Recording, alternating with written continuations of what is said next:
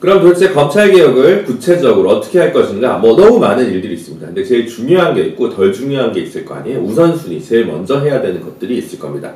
저희 민변에서 생각하기로는 크게 5가지가 가장 먼저 해야 될 일인데요. 1번은 이제 모든 국민이 알고 있다는 공수처를 설치하는 거고요. 2번째는 검사와 경찰의 수사권을 조정하는 것.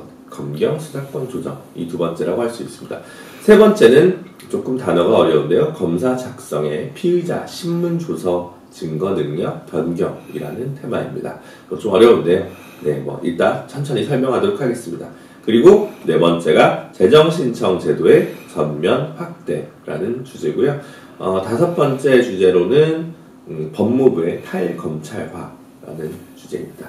이 5가지 주제를 가장 먼저 중요한 과제로 민변은 좀 생각하고 있고요. 이거에 대해서는 좀 나눠가지고 설명을 드릴 수 있도록 하겠습니다. 이 방송이 좀 지루하시거나 구체적인 내용이 더 필요하신 분들은 구글에서 검색하시면 검찰개혁 이슈 리포트라는 표현을 검색을 해보시면 민변에서 이 5가지 내용에 대해서 자세하게 설명한 자료집을 다운받아 보실 수 있습니다. 그럼 앞으로 이 5가지를 짧게 나누어서 설명드리도록 하겠습니다.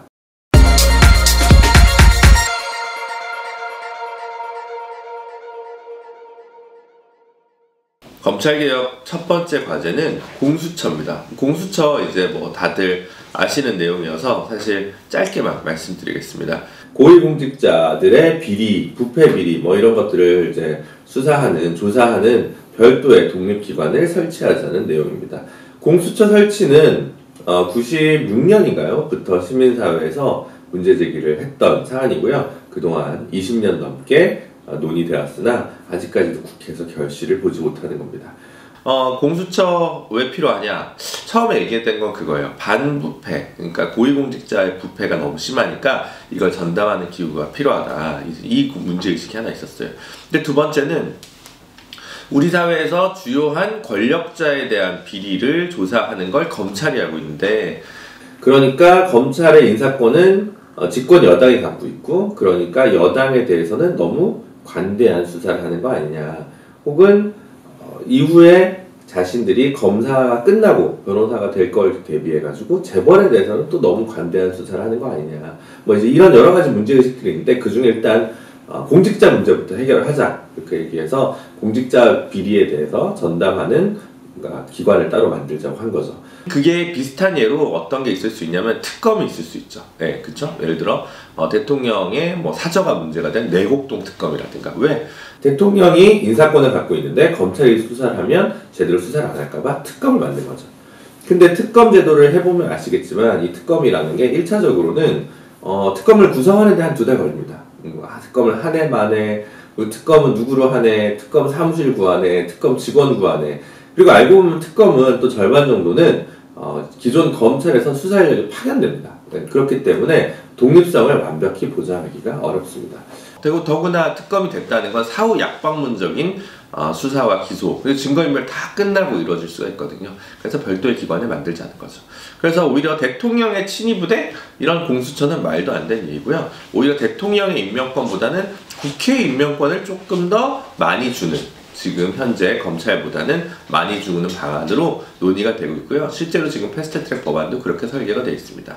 가장 중요한 거는 검사에 대한, 혹은 뭐 경찰 고위급도 있고요. 판사, 현재 패스트트랙은 그렇습니다. 그런 기소권을 공수처가 일부 가진다는 겁니다. 즉 특검을 제외하면 검찰만 가지고 있던 기소권을 나누면서 검찰의 독점을 깨는 거죠. 예를 들어 검사가 이제 검찰 출신이나 현직 검찰들은 굉장히 관대한 수사나 기소를 했는데 이 공수처한테 기소권이 넘어가면 검찰도 긴장을 할 수밖에 없겠죠. 그래서 사실은 공수처는 검찰을 더 잘 돌아가게 하기 위한 목적도 상당히 있다고 할 수 있는데요. 이걸 계속 반대하는 건 분명히 기존의 체제가 훨씬 더 편했던 사람, 수월했던 사람, 이런 사람들이 아닐까 싶습니다. 공수처는 사실 수사 인력까지 해서 몇십 명 수준의 작은 조직이고요. 이 조직으로 수사할 수 있는 사람이 많아봐야 7, 8천 명입니다. 근데 검찰은 사실 검사만 2,200명 넘게 있습니다. 2,200명 넘게 있고 별도의 수사 인력도 몇천 명 있고 5천만 국민을 모두 수사할 수 있는 어마어마한 조직이거든요. 근데 단순히 몇천 명, 이 몇천 명이라고 하는 것도요. 검사 2,200명, 뭐 판사 3,000명, 그리고 뭐 국회의원 300명 이게 대부분이에요. 사실 나머지 공무원들 숫자는 그렇게 많지도 않아서요. 그리고 이제 국회의원에 대한 기소권은 또 혹시 야당 탄압 뭐 이런 문제가 될까봐 오히려 검찰로 지금 보낸 상황입니다. 그래서 이런 내용으로 패스트트랙 내용이 되어 있고요. 공수처가 검찰개혁의 끝이 아니라 검찰개혁의 시작이라는 점만 좀 알고 가시면 좋지 않을까 싶습니다. 이렇게 공수처에 대한 설명은 간단히 마치도록 하겠습니다.